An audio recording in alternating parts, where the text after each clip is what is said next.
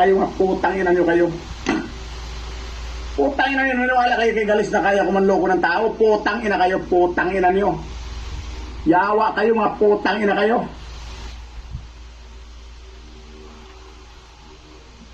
Putang ina kayo. Kaya hindi ko pinansin yung mga ano ni Galis kasi basura sa akin yun.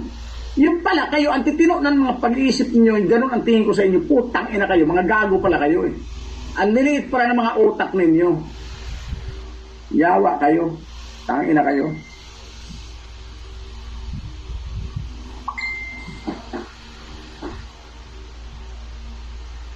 Kaya si Galis, hindi ko na talaga patawarin niya si Galis. Maniwala kayo sa akin.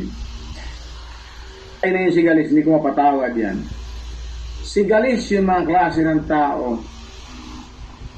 Si Galis yung klase ng tao na Si Galis yung klase ng tao na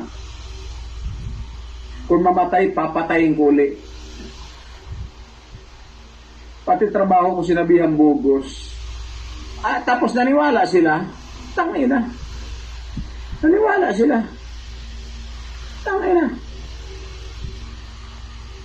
Sa buong buhay ko, never ko gawin manloko ng tao para sa pera.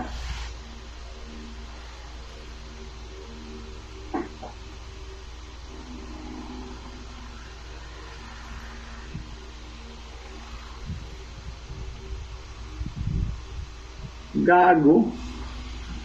Mga tao.